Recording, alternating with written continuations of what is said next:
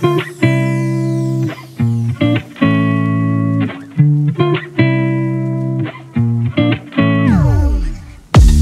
di kickdown itu langsung mesinnya itu meraung. Ini powernya itu cukup besar, hanya saja sayangnya itu pakai CVT.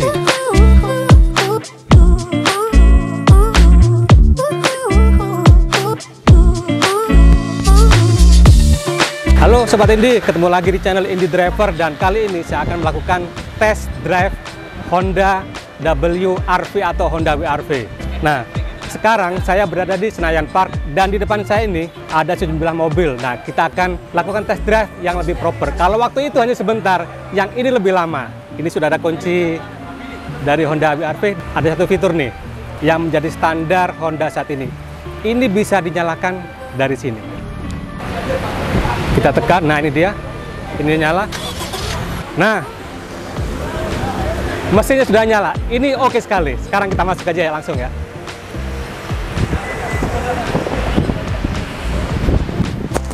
Yap, wah, ditutup itu blek. Artinya apa? Materialnya bagus.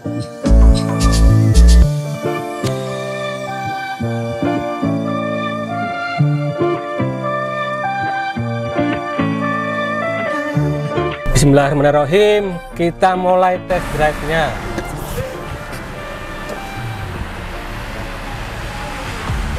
Ini kita dari Senayan Park akan menuju ke suatu tempat antara Sentul dan Puncak.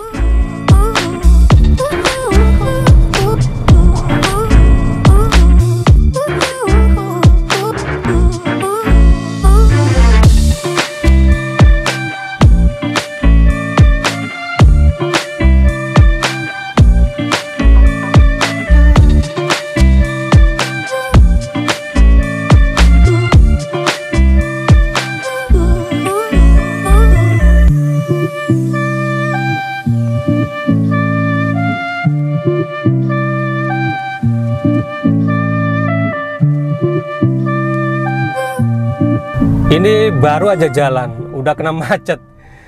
Ini libur akhir tahun, ini tanggal 28 Desember. Jadi ke arah Puncak itu ternyata macet. Ini baru di Tol Jagorawi kilometer 6. Sebenarnya saya tuh butuh jalan yang lancar, jalan yang bisa untuk menguji sejumlah fitur Honda Sensing di sini. Tapi kalau macet ya nggak bisa. Nanti kita coba jalan lagi. Ini ada satu hal bedanya dalam vlog kali ini. Biasanya saya sendiri, cuman sekarang saya ada temannya, seorang kameramen. Ini dia. Namanya Tri Hartanto. Jadi untuk event ini saya sengaja ngajak dia. Ini teman saya dulu di kantor lama. Kita cerita soal ini aja, ukuran mobil ini. Ini sebuah mobil masuk dalam kategori small SUV. SUV yang ukurannya kecil. Memang secara ukuran itu ini cukup kecil. Sebenarnya ini mengambil basis dari Honda WRV. Secara dimensi lebar itu sama, panjangnya yang beda. Kalau dalam kondisi macet seperti ini, mobil ini enak untuk bermanuver, pindah jalur nih. Kita coba ya, pindah ke kanan. Nah, enak karena ukurannya kecil. Jadi kalau dalam perkotaan, untuk menerobos kemacetan, untuk bekerja, untuk arisan bagi ibu-ibu mungkin, atau ngantar anak sekolah, itu pasti padat lah, pasti macet jalannya. Ini enak sekali. Dan ini visibility-nya itu bagus. Pandangan ke depan, ke samping melalui spion, dan ke belakang melalui spion tengah. Itu cukup bagus. Blind spotnya itu sangat minimal, jadi pandangan kita leluasa. Mobil ini juga ada lane watch-nya, jadi kalau kita mau pindah haluan ke kiri, itu otomatis kameranya nyala, mengasih gambaran kondisi di samping. Ini kita nyalakan lampu sen ke kiri, kita pindah ke kiri, pindah jalur. Nah ini dia. Jadi nggak perlu ngelirik ke spion sana, cukup ke sini. Ini sebuah fitur yang menambah keamanan kita saat berkendara. Untuk handling, mobil ini handlingnya oke, kurang lebih samalah dengan Honda All New WRV karena ini basisnya sama. Nah, ini sebenarnya saya pengen nyoba powernya. Waktu test drive itu pernah, tapi jaraknya pendek. Ini kan jarak lebih panjang. Cuman sayangnya ini macet. Cuman kalau sekilas kita kick down ini ya, ini ngambil jarak dari depan. Wow. Wow, ini langsung apa ya, mesin itu langsung bereaksi walaupun ada jeda sedikit. Dan di sini kerennya lagi, itu ada fitur CMBS, collision mitigation braking system. Jadi begitu mobil mendeteksi akan terjadi benturan dengan mobil di depan atau objek di depan, dia akan memperingatkan. Tadi sempat muncul itu warningnya. Nah, sedangkan untuk fitur lain seperti fitur lane keeping assist system, road departure mitigation, juga ada fitur adaptive cruise control. Ini kita bisa set di sini. Kita atur kecepatannya di 90. Nah, ini kondisi aktif nih. LKAS dan road departure mitigation systemnya itu nyala. Jadi secara teknis itu bisa lepas setir. Tapi ini kalau terlalu lama akan ada peringatan di situ. Jadi kita harus pegang setir lagi. Walaupun secara teknis itu bisa lepas setir, cuman saya tidak menyarankan lepas setir. Kenapa? Kurang bagus dan tidak baik mempercayakan atau menyerahkan keselamatan kita di jalan kepada sebuah sistem mobil. Dan fitur-fitur tadi, fitur Honda Sensing itu hanya untuk menambah kenyamanan dan keamanan saat kita berkendara. Nah, ini kita dibelokkan di jalan yang agak berbelok. Ini mobil mengikuti marka jalan. Ketika jalan berbelok, ini setirnya berbelok. Mungkin nggak terlalu kelihatan di sini ya, karena belokannya terlalu lembut sekali. Bukan lembut, sedikit belokannya. Dan fitur Honda Sensing itu yang LKAS dan road departure system itu aktif di kecepatan 70 km per jam ke atas. Di bawah itu dia tidak akan aktif. Ini mumpung lagi lancar jalanannya, kita coba powernya. Kita sedikit bermanuver. Wow. Kita coba lagi. Wow. Kalau di kickdown itu langsung mesinnya itu meraung. Ini powernya itu cukup besar. Hanya saja sayangnya itu pakai CVT. Jadi kalau pakai CVT itu ada sedikit jeda, tidak spontan. Tapi ini tetap menarik, ini tetap menyenangkan untuk diajak bersenang-senang di jalan raya. Tapi satu hal, tetap perhatikan rambu-rambu lalu lintas, taati dan utamakan keselamatan orang lain. Dan ini sebenarnya itu ada drive mode-nya, walaupun bukan dalam pilihan yang khusus ya. Kalau di sini persnelengnya kita pindahkan ke S. Nah, ini setting mesin itu akan berubah. Jadi lebih responsif, lebih menyenangkan untuk diajak bersenang-senang. Nih, kita injak dikit aja. Tuh, langsung responsif sekali.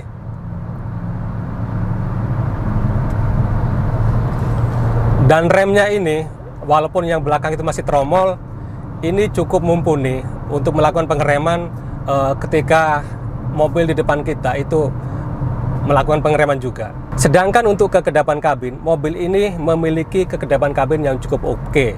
Bahkan Honda menyatakan mobil ini sengaja didesain dengan kekedapan kabin yang cukup bagus. Dan ini terbukti. Suara-suara dari luar itu cukup terproduksi dengan baik. Suara kendaraan di sekitar kita, suara mesin, kecuali kalau lagi di kickdown ya. Yang masih masuk itu suara road noise, gesekan roda dengan aspal, itu masih masuk ke dalam kabin. Mobil yang saya gunakan ini adalah Honda WRV tipe RS with Honda Sensing.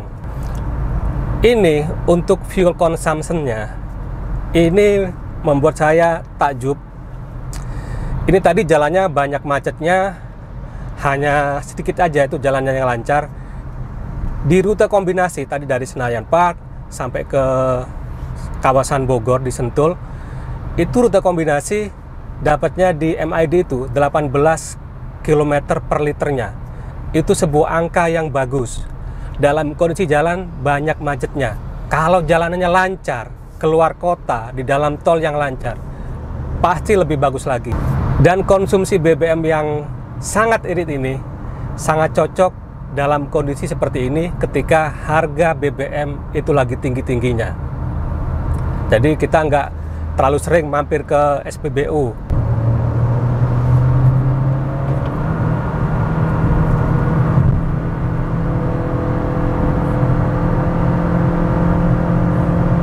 Wow, di kecepatan tinggi itu masih stabil, nggak ada oleng-olengnya.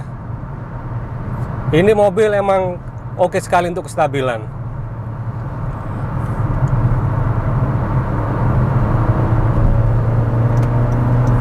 Tuh, dipakai bermanuver juga oke.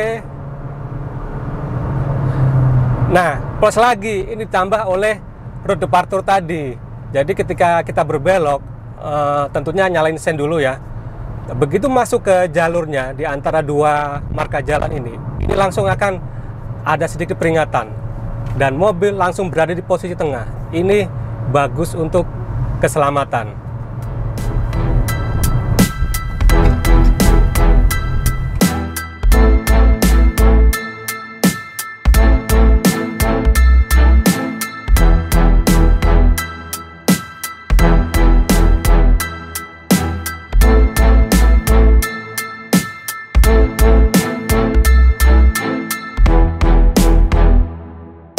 Nah, ini kita melewati jalanan yang konturnya itu kontur pegunungan. Jadi ini emang di kawasan puncak. Itu ada tanjakan, ada turunan, ada belokan. Itu view-nya keren sekali.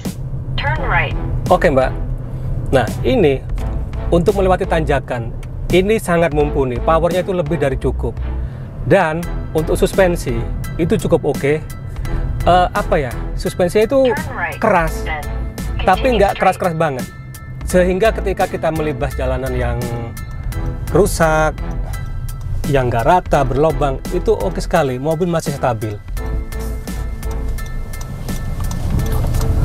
Dan memang seperti itulah sebuah SUV seharusnya.